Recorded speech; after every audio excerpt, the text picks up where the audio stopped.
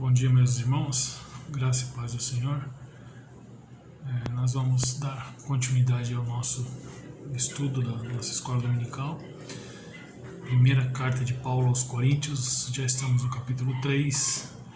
Semana passada nós fomos até o versículo de número 4, quando nós dissemos que Paulo faz aqui uma analogia da igreja como uma família. E essa analogia ele fala sobre a maturidade que essa família deve crescer, né? Ele faz aquela comparação, né, com aqueles que ainda não podem comer de comidas sólidas, né, só devem beber o leitinho espiritual, né, como ele diz no versículo 2. E então Paulo trata aí os 4 primeiros versículos falando da igreja como uma família e mostrando a questão do crescimento em relação à maturidade. Fizemos até uma analogia quanto ao nosso crescimento biológico, né? Quando somos bebês e temos que crescer aí dentro da nossa vida biológica, né? Inclusive na nossa alimentação, que começamos lá tomando o leitinho, né? O nosso colostro, né? Que é o leite materno, e depois vai havendo a necessidade de ir acrescentando alimentos mais sólidos para que haja um crescimento e uma desenvoltura. Falamos até que, se for o caso de uma criança ficar tomando muito tempo leite materno, pode ser até que ele sustente, mas como é que fica a questão da degustação, da mastigação? Ou seja, tudo tem a sua necessidade. Então Paulo fala aqui nos 4 primeiros versículos desse capítulo sobre a maturidade da igreja como família, o crescimento em relação à maturidade. Hoje nós vamos então do versículo 5 ao versículo 9, quando Paulo faz mais uma analogia a respeito da igreja agora como um campo, uma lavoura, como uma lavoura de Deus, né? Mas antes de iniciarmos, vamos orar. Pai amado, nós queremos lhe agradecer, Senhor, por esse dia que o Senhor já nos deu, Pai, desde o início.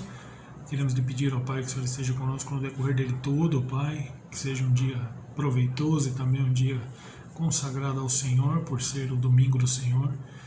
Muito obrigado, Senhor, pela oportunidade de estarmos juntos mais uma vez, mesmo que de forma virtual, para estudarmos na escola dominical mais uma parte da carta de Paulo aos Coríntios. Queremos pedir ao Pai o discernimento, queremos pedir que o Senhor esteja nos ajudando a entender o que o Senhor tem para nós, que nós possamos não somente entender, mas degustar aquilo que lemos, que ouvimos, e também colocar em prática, para que nós possamos crescer dentro da Tua obra, que é a igreja aqui na terra.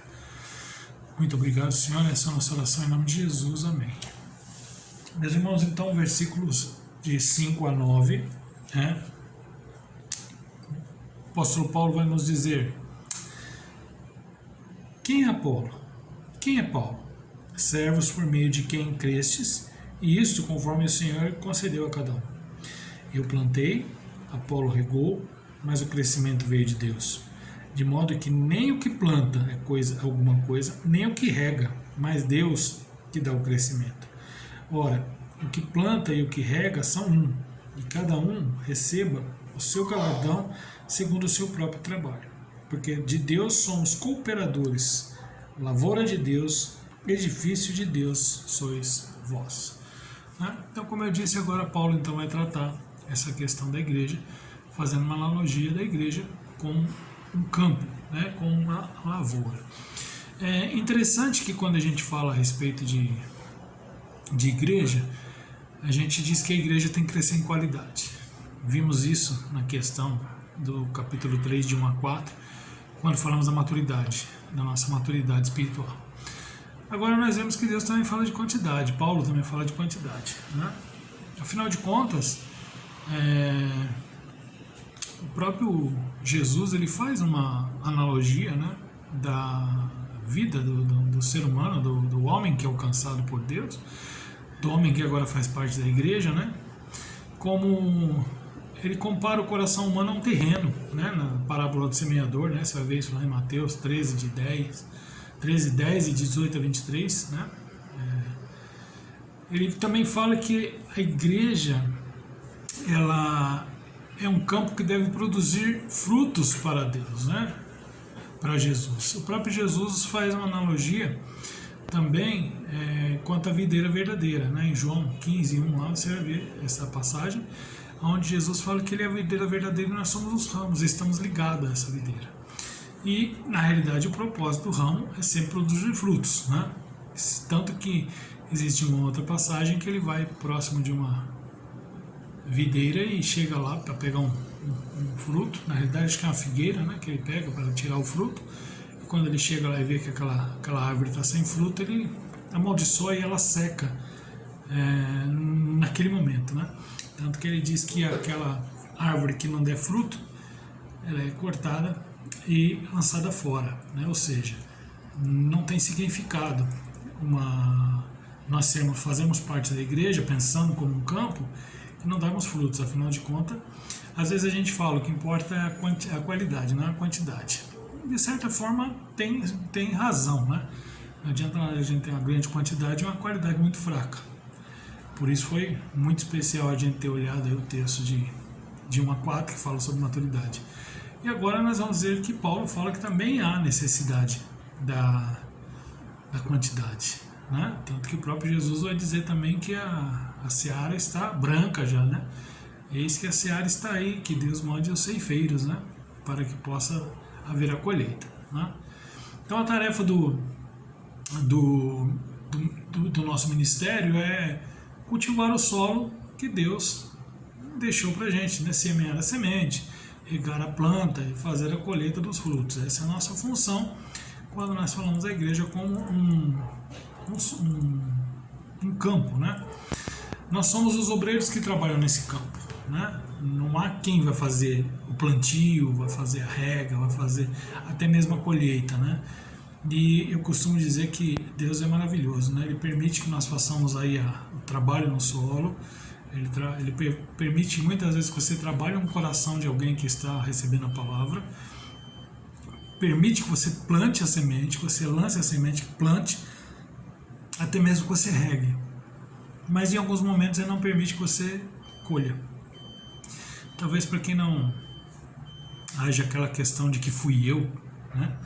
Eu já acho que eu comentei com vocês em algumas vezes, tenho um pouco de dificuldade quando algumas pessoas se intitulam que têm filhos espirituais. Foi eu que preguei para ele, foi eu que falei do evangelho e ele se converteu.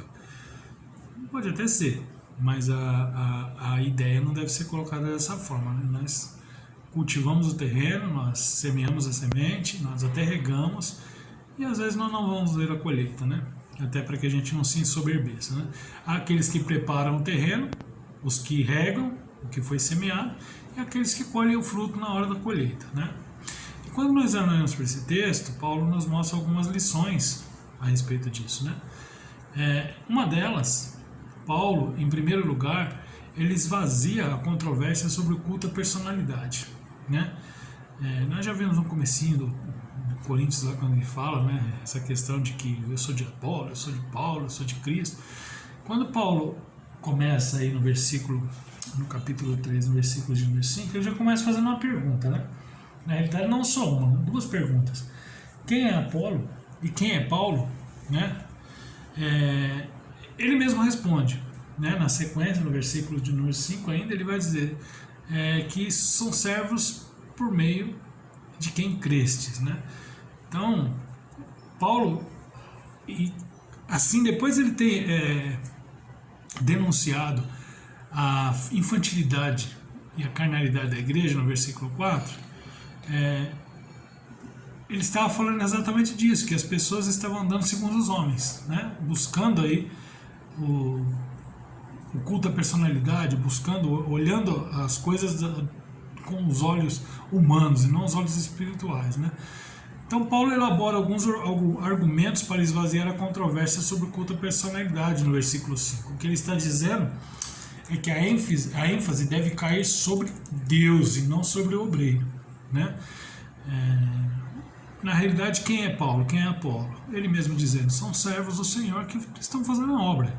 Um está regando, um está semeando, o outro está preparando o terreno, o outro está regando. Talvez um até chegue a colher. Porém, o crescimento vem de Deus, né? A ênfase deve recair sobre o crescimento que vem de Deus e não única e exclusivamente sobre quem é que está fazendo a obra, né? Devemos tirar os nossos olhos dos instrumentos e colocá-los no Senhor Jesus, né? No próprio Deus, né? Quem é Paulo? Quem é Apolo? Né? Se nós formos lá para o texto original, a pergunta não é quem, mas o que.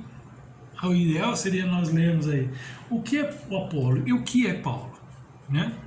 Porque a ênfase está no que eles fazem, o que é que eles fazem, quem são, no sentido de que eles fazem, né? Paulo não pergunta quem é Paulo ou quem é Apolo, ele pergunta o que é Paulo e o que é Apolo, né? Quando Paulo faz essa pergunta, usando, vamos dizer aí, um termo neutro, ele desvia a atenção dos crentes da pessoa dos pregadores, né, e concentra a atenção deles em suas funções, né? Por isso que eu já comentei quando a gente começou a estudar esse livro de Coríntios, como é triste, né? Às vezes nós vemos algumas pessoas perguntando quem é que vai na igreja pregar hoje. Vocês já perceberam que às vezes, dependendo de quem vai pregar, a igreja fica lotada? Ou fulano, mestre em divindade do não sei o que lá, vai vir hoje na igreja. Às vezes a igreja fica lotada. E às vezes quando é uma pessoa mais simples, ou aquela que a pessoa está acostumada a ver sempre, talvez não fica tão cheia, né?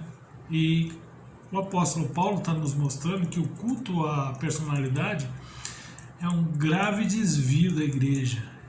E continua nesse século, nos dias de hoje, né? Atualmente as pessoas estão dando mais ênfase ao mensageiro do que à mensagem, né? Estão focando mais o portador do evangelho do que o evangelho em si mesmo. Paulo está dizendo à igreja de Corinto: não pensem que eu sou o dono da igreja, né? Eu achei muito interessante uma vez o reverendo Hernandes Dias Lopes. Ele foi convidado para ir na igreja do Braço, onde eu era pastor auxiliar, por ocasião do culto dos 100 anos, né? Foi o aniversário de 100 anos da igreja. Foi um custo, mas conseguimos lá que ele fosse, né, por causa da agenda dele. E ele falou uma coisa que me chamou muita atenção. Quando o pastor da igreja, reverendo Eliezer, né, que é o titular do pastor da igreja do Brasil, ele disse assim: reverendo, a igreja está que não cabe mais gente, né? Aí o reverendo Hernandes falou assim: tomara que eles tenham vindo para ouvir a mensagem e não ouvir o pregador, né? Que ele falou que infelizmente muitas vezes as pessoas vivem uma tietagem dentro da igreja, né? E muitas vezes dão ênfase demais a determinados pastores, não desmerecendo o crédito que eles têm pelo seu bom estudo, pela sua boa postura, pelas mensagens edificantes que têm, mas acham que eles resolvem todo tipo de problema, né? Eu conheço um pastor muito bem conceituado, não convém eu citar o nome aqui agora, mas que em determinado momento uma pessoa da igreja chegou para ele e falou: pastor, eu gostaria que o senhor fosse na minha igreja e fale sobre criação de filhos. Um homem que tem livros escritos, tem vários artigos, é um homem muito bem colocado, teologicamente falando, até mesmo como pastor, é um homem abençoado. Porém, ele foi muito humilde e disse: meu irmão, vamos fazer o seguinte, convida alguém que seja mais, que tenha mais capacidade do que eu para falar nessa área. Porque na realidade ele tinha um problema com um dos filhos em relação a ir na igreja. Foi humilde, foi sincero, porque o que eu acho que o que Paulo está debatendo aqui um pouco é essa questão de que muitas vezes a pessoa, por ser uma personalidade, ela resolve todos os problemas e não tem problema nenhum no seu ministério ou na sua vida, né? Fecha aspas aí, que eu não abri lá, mas considere aberta, fechada. Então, o que Paulo está dizendo aqui é: não coloquem num pedestal, né? Tanto eu como Apolo somos apenas servos, né? A palavra servo aqui é interessante, que é a mesma palavra que é usada para diáconos, né? Aquele que serve. É errado concentrar a atenção no servo do Senhor. Devemos olhar para o Senhor dos servos, né? Deixa eu aproveitar essa questão da palavra servo aqui, com a questão dos diáconos, a gente vê o quanto que às vezes a gente dá muita ênfase às pessoas e não realmente ao serviço em si. Eu acho que foi quando a igreja fez 150 anos, se eu não me engano, que foi um culto no AMB, acho que foi, no ginásio do Ibirapuera, alguma coisa assim. Agora não lembro qual dos dois lugares que foram.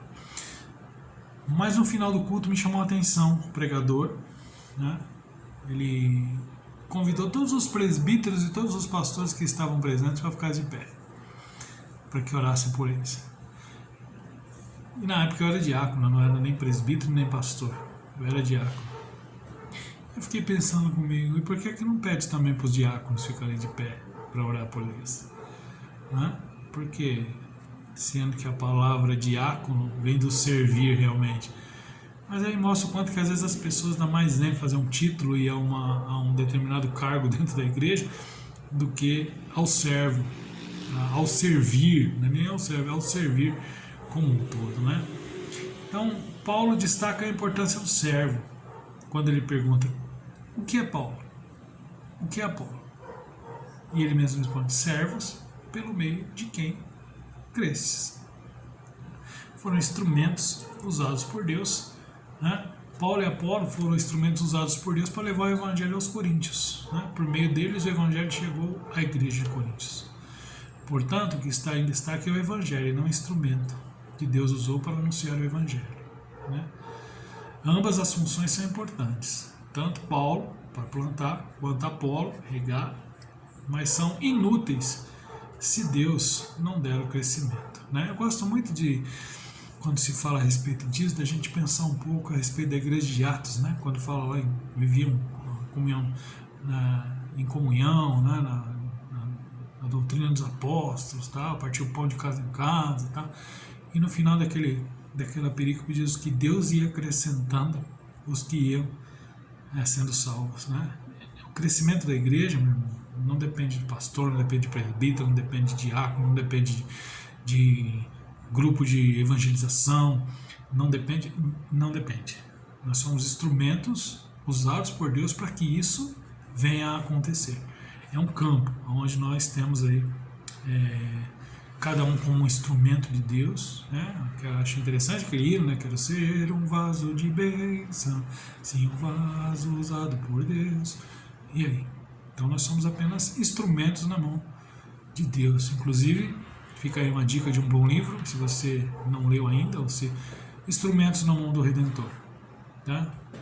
Ali é fantástico, mostra o quanto que nós somos usados por Deus, apesar de nós, né? O grande problema é que na igreja de Coríntios o pessoal não estava vendo o apesar de Paulo, o apesar de Apolo, eles estavam vendo aqui eles como celebridades, né? Cometemos um grave erro contra Deus quando damos mais importância ao mensageiro do que à mensagem, quando destacamos mais aqueles que pregam o evangelho do que o próprio conteúdo do evangelho. Tira o foco, né? Então, Paulo quebra aí, primeira lição que Paulo nos dá, ele está quebrando aí esse paradigma aí da centralidade na pessoa, né? Não na mensagem. Em segundo lugar, Paulo ensina a diversidade de ministérios na igreja, né? O apóstolo Paulo diz: eu plantei e Apolo regou, mas o crescimento veio de Deus. De modo que nem o que planta é alguma coisa, nem o que rega, mas Deus que dá o crescimento, né? Versículo 6 e versículo 7. Você pode conferir aí na sua Bíblia. Deus chama uns para preparar o terreno, outros para semear a semente, outros para regar e outros para colher, né? Como eu disse, às vezes você tem a oportunidade de falar de Cristo a vida toda para uma pessoa, né? Você vai lá, prepara o terreno, às vezes você rega, você semeia, você vai lá, aduba a terra, dá uma fofada na terra e tal, mas você não vai ver o fruto sendo colhido, né? Talvez seja outra pessoa, né? Ou às vezes você simplesmente colhe, às vezes você colhe um fruto tão fácil, né? A pessoa chega até você e você fala de Jesus para ela e ela já aceita de imediato e se converte, vai para a sua igreja, mas na realidade talvez outras pessoas já tenham trabalhado, né? Há vários ministérios na igreja e nenhum mais importante do que o outro. Isso é muito interessante a gente dizer também, tá? Nenhum mais importante. A ênfase não deve recair sobre os obreiros, mas sobre Deus que dá o crescimento. A igreja como um corpo tem diversos membros com diversos ministérios e diversos dons, né? E isso é maravilhoso, né? Porque não fica tudo na mão de um só. Imagina se você tivesse que assobiar e cantar e tocar pandeiro, tudo sozinho dentro da igreja, né? A vida e o crescimento da igreja são milagres que só Deus pode realizar. Né? Às vezes a gente acha que podemos fazer miséria. Às vezes podemos, miséria a gente pode. Agora, dar crescimento para a igreja, isso só vem através de Deus. E quando a gente fala a respeito de crescimento numérico, um crescimento numérico ele pode até ser fabricado. Né? Agora, o crescimento espiritual, que é o que Paulo está enfatizando aqui, só Deus produz. Às vezes, de repente, a gente pode ter uma mega igreja, né? Mas e aí? Enorme, né? Em quantidade, mas talvez sem nenhuma qualidade. Enorme em quantidades, como se diz, de números presenciais, mas espiritual muito pouco. Né? Em terceiro lugar, Paulo ensina a interdependência dos ministérios da igreja. Então, além dele dizer que a ênfase está na obra e não na pessoa que está executando, e também falar sobre essa diversidade de ministérios, ele fala da interdependência dos ministérios dentro da igreja. Ou seja, Paulo, Apolo e Pedro não estavam competindo dentro da igreja, apesar de existirem lá, como nós vimos aí em outro estudo, né? Fizemos até uma analogia dos partidos políticos dentro da igreja. Eles em momento algum estavam trabalhando para dividir a igreja, né? E eu acho isso muito importante, eu acho isso muito interessante, porque quando a gente começa a ter disputa dentro da igreja, as coisas perdem o controle, né? E perdem o sentido na realidade, né? Paulo, Apolo e Pedro não estavam competindo dentro da igreja entre si, ao contrário, cada um estava fazendo o seu trabalho sob o senhorio de Cristo, né? Na realidade, há diversidade de ministérios, mas unidade de propósito. Isso é legal, né? Uma diversidade de ministério, porém uma unidade de propósito. A gente pode ter diversos ministérios dentro da igreja, porém todos eles com um propósito só, todos regando no mesmo barco e para o mesmo lado, né? Nós não podemos em momento algum acharmos que nós temos as famosas facções dentro da igreja. Não é forte, né? Falar de facção dentro da igreja, né?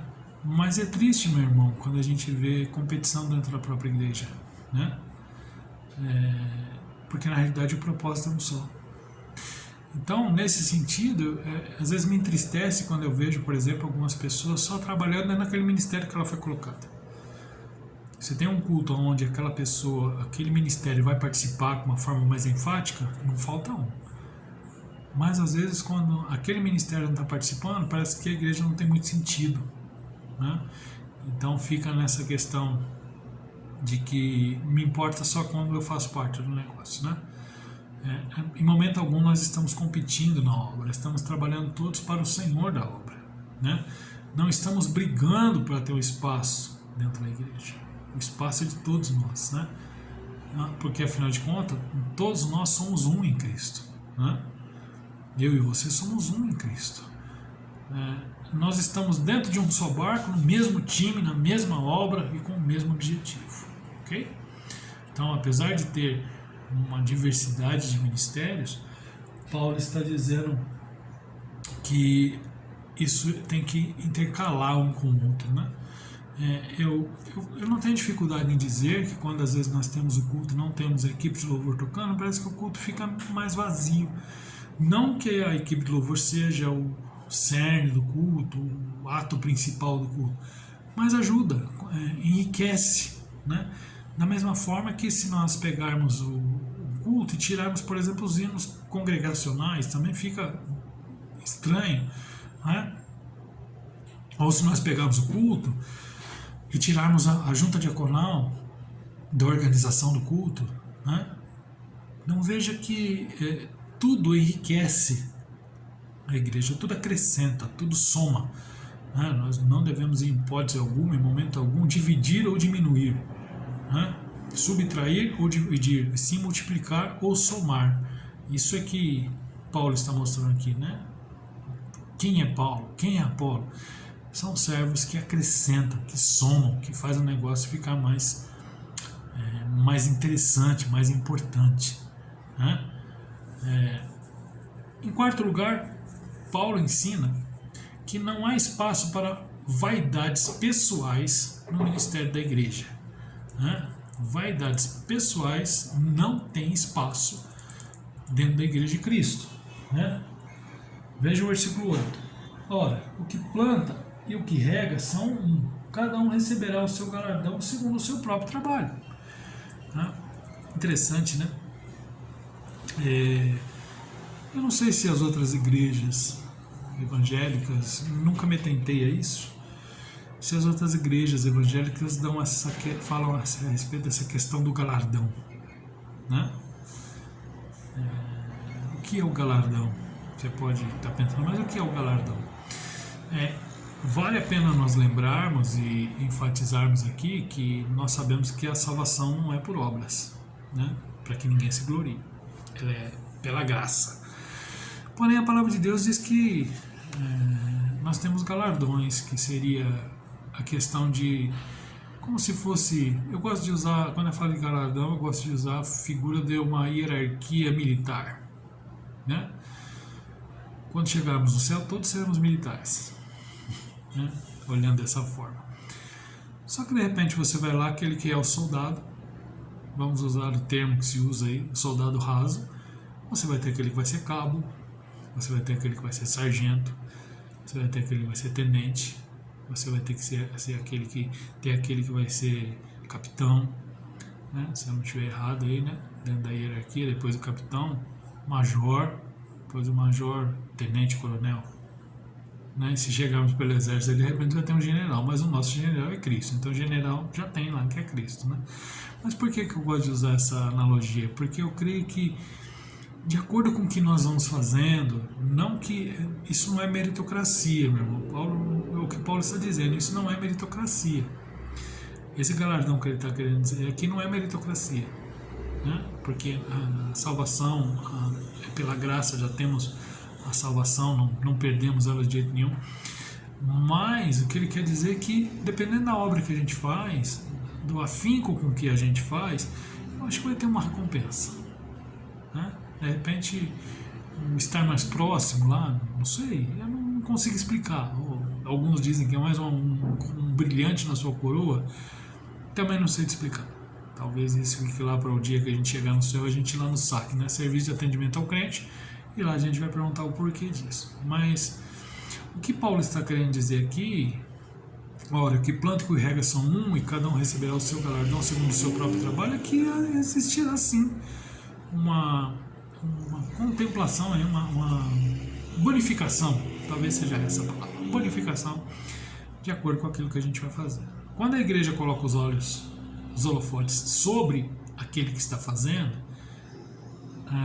ele subtrai a glória de Deus, que é o autor da obra, né? Então a gente precisa tomar muito cuidado com isso, né?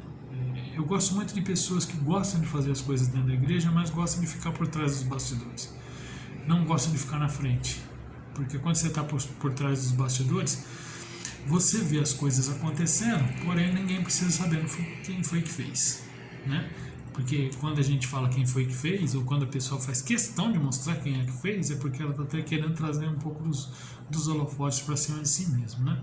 Aqueles que promovem o culto à personalidade, ou buscam glórias para si mesmos, se colocam num pedestal, estão aí usurpando a glória que só a Deus pertence, porque a palavra de Deus diz que Deus não reparte a sua glória com ninguém, okay? Apolo regou, mas o crescimento veio de Deus, de modo que o que planta é alguma coisa, o que planta não é alguma coisa, nem o que rega, mas Deus que dá o crescimento, né? Versículos 6 e 7, de modo que nem o que planta, ao 6, eu plantei, Apolo regou, mas o crescimento veio de Deus. De modo que nem o que planta é alguma coisa, nem o que rega, mas Deus que dá o crescimento. Eu vou ser sincero para vocês, meus irmãos, às vezes eu sinto vontade de ver algumas pessoas que eu preguei o evangelho lá atrás, para saber se elas já estão em Cristo.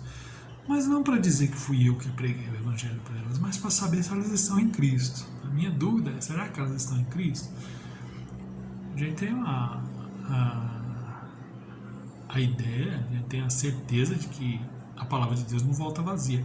Mas às vezes há no nosso íntimo, lá no nosso mais íntimo nosso, aquela vontade de saber, será que aquela pessoa realmente se converteu? Será que ela está em Jesus, né? E o trabalho humano, sem a ação de Deus, não produz resultado. Essa é uma das grandes verdades que Paulo está pregando aqui dentro desse estudo, né? Dentro dessa palavra, na realidade, dentro dessa carta que ele está escrevendo aos Coríntios. Na realidade, Paulo está dizendo assim, ninguém fabrica conversão. Tá? Ninguém fabrica conversão, ninguém converte ninguém. Conversão é efeito psicológico de massa. Ela não é um efeito psicológico de massa. Né? Conversão não é o impacto de uma persuasão de alguém, em que você cria um efeito psicológico sobre um auditório. Tem pessoas que têm essa habilidade, né, de criar um efeito psicológico dentro de um auditório. Porém, conversão não é isso. Né? Conversão é uma obra soberana e milagrosa do Espírito Santo de Deus. Só Deus pode realizar o crescimento espiritual da igreja, né? Só Deus pode converter as pessoas. Por isso que às vezes eu fico pensando, quando às vezes as pessoas dão tanta ênfase a você ficar correndo atrás dos outros dentro da igreja, né? Para que a pessoa não escape da igreja, para que a pessoa não fuja da igreja. Meu irmão, se Deus tocar no coração e Deus colocar lá dentro, por mais que a gente tente tirar de dentro da igreja, a gente não vai conseguir. Agora, se Deus não tocar no coração, por mais que a gente tente segurar, a gente também não vai conseguir. Então a gente tem que, como diz a palavra está dizendo aqui, o que é Paulo? O que é Apolo? São servos de Deus que trabalham na obra, que fazem a obra.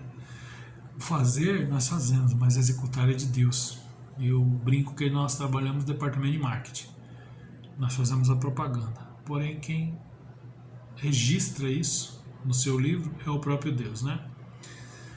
A recompensa dá-se pela fidelidade do obreiro, né? Ou seja, nós somos chamados para fazer. Então, não é porque é Deus quem executa a obra que nós não vamos fazer. Nós temos que fazer, e fazer bem feito. O critério para a recompensa não é o resultado, na realidade, mas o trabalho, porque o resultado não provém de nós, por mais que nós achemos, né? Então, na realidade, o resultado o critério para essa recompensa, para esse galardão, é o resultado final, né? Porém, o trabalho final, né? O trabalho que Deus executa, né? Nós fazemos nossa parte e, fazendo ela de forma fiel, aí nós temos sim essa recompensa que Paulo está nos dizendo aqui que teremos, né? O galardão que nós teremos, né? Na realidade, veja o que ele continua dizendo aqui no versículo 8. Ora, o que planta e o que rega são um, cada um receberá o seu galardão segundo o seu próprio trabalho, porque de Deus somos cooperadores, lavoura de Deus é edifício de Deus, né? Ora, o que planta e o que rega são um, e cada um receberá o seu galardão segundo o seu próprio trabalho. Paulo está nos encorajando. E é bom a gente ser encorajado, né? É necessário que nós sermos encorajados e é necessário que nós sejamos encorajadores também, né? Paulo recomenda a igreja a fortalecer uns aos outros, né? Na realidade, nós cometeríamos um grave pecado se dependêssemos somente das recompensas, né?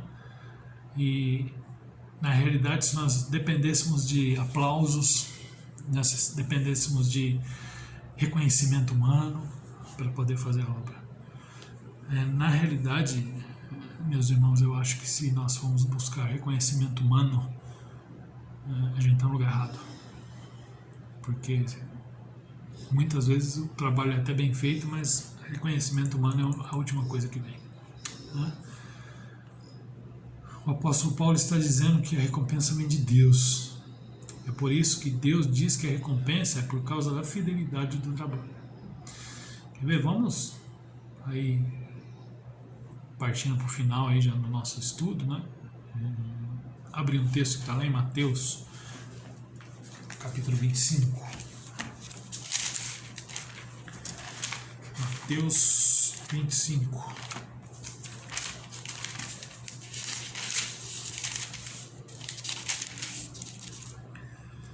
Mateus 25. Vamos ler essa parábola, é muito interessante, a partir do verso 14. Pois será como um homem que, ausentando-se do país, chamou os seus servos e lhe confiou os seus bens. A um deu 5 talentos, a outro 2 e a outro 1, cada um segundo a sua própria capacidade. Então partiu. O que recebera 5 talentos saiu imediatamente a negociar com eles e ganhou outros 5. Do mesmo modo, o que recebera 2 ganhou outros 2. Mas o que recebera 1, saindo, abriu uma cova e escondeu o dinheiro do Senhor. Depois de muito tempo, voltou o senhor daqueles servos e ajustou conta com eles. Então, aproximando-se o que recebera 5 talentos, entregou outros 5, dizendo: Senhor, confiaste-me 5 talentos, eis aqui outros 5 talentos que ganhei. Disse-lhe o Senhor: muito bem, servo bom e fiel, foste fiel no pouco, sobre muito te colocarei. Entra no gozo do teu Senhor. E aproximando-se também os que receberam 2 talentos, disse o Senhor: 2 talentos me confiaste, aqui tem outros 2 que ganhei. Disse-lhe o Senhor: muito bem, servo bom e fiel, foste fiel no pouco, sobre muito te colocarei. Entra no gozo do teu Senhor. Chegando por fim o que recebesse 1 talento, disse: Senhor, sabendo que és homem severo, que ceifas onde não semeastes e ajuntam onde não espalhastes, receoso escondi na terra o teu talento, aqui está o que é teu. Respondeu-lhe, porém, o Senhor: servo mau e negligente, sabias que ceifo onde não semeei e ajunto onde não espalhei. Cumpria, portanto, que entregasse o meu dinheiro aos banqueiros, e eu, ao voltar, receberia com juros o que é meu. Tirar-lhe-ei, pois, o talento e dai-os ao que tem 10. Porque todo o que tem se lhe dará, e terá em abundância, mas o que não tem, até o que tem lhe será tirado. E o servo inútil lançai-o para fora nas trevas, ali haverá choro e ranger de dentes. Na realidade, quando nós falamos a respeito da fidelidade do trabalho, aquilo que Deus nos confiou a fazer, que é o que Paulo está dizendo aqui, que quem é, ou o que é Paulo, ou o que é Apolo, são servos do Senhor, fazendo o trabalho, que com certeza irão ouvir do Senhor: muito bem, servo bom e fiel, foste fiel no pouco, sobre muito te colocarei, entra no gozo do teu Senhor. Quando o apóstolo Paulo faz essa analogia à igreja como um campo, como uma lavoura, é isso que Deus espera de nós. Ele espera de nós que nós façamos e pintemos e bordamos dentro da igreja. Ele não espera de nós que nós façamos malabarismos, ou que nós plantemos bananeira dentro da igreja para atrair as pessoas para dentro da igreja. O que ele espera de nós é que nós façamos a obra dele com fidelidade. Uns pregam, uns semeiam, né, na realidade, uns preparam o terreno, outros semeiam, outros regam e outros colhem o fruto. Esses são aqueles que serão chamados de servo bom e fiel. Sobre o fiel foi fiel no pouco, sobre muito te colocarei. Porém, aqueles que só ficam vendo as coisas de outra forma, como é o que estava acontecendo aí na igreja de Coríntios, né? Talvez corramos o risco de, se fizermos a mesma coisa, olhando para a personalidade e não para o trabalho. Servo mau e negligente, sabias que ceifo onde não semeei e ajunto onde não espalhei? Ao servo inútil lançai-o fora para as trevas, ali haverá choro e ranger de dentes. Meus irmãos, então nós vimos aí a semana passada que Paulo faz essa analogia da igreja como uma família, né? Pensando no crescimento, na maturidade cristã, né? Isso nos faz refletir a respeito de como nós temos aproveitado aquilo que nós temos como uma boa alimentação, né? Mas hoje nós vimos aí que Paulo, nos versículos de 5 a 9, ele tratou, né, com os coríntios a questão da igreja como um campo, uma lavoura, aonde existe a necessidade de nós pensarmos aí como é que nós estamos trabalhando na lavoura, né, na ceifa do Senhor, né, no campo. Então, a igreja como uma família, alvo a maturidade espiritual. A igreja como um campo, alvo a quantidade, né, na questão dos frutos que nós estamos semeando, plantando e colhendo. Na semana que vem, se Deus assim permitir, nós iremos fechar o capítulo 3, onde nós vamos ver a terceira analogia que Paulo faz, e em relação ao templo, né, onde o propósito é a qualidade. Família, maturidade. Campo, quantidade. Templo, qualidade. Né? Então veja que é tudo importante dentro da obra do Senhor, né? Maturidade, quantidade e qualidade. Então até a semana que vem, se Deus quiser, se Deus permitir, estaremos juntos aí, mais uma vez, estudando essa maravilhosa carta de Paulo aos Coríntios. Que Deus abençoe o seu domingo e fique conosco aí na parte da noite, aí no culto, na nossa live lá no Facebook, como é colocar, na realidade no YouTube, né? E participe, dê lá o seu like, dê lá a sua opinião, o seu comentário. Até lá, se Deus quiser. Tenham aí um bom dia, na paz de nosso Senhor Jesus Cristo.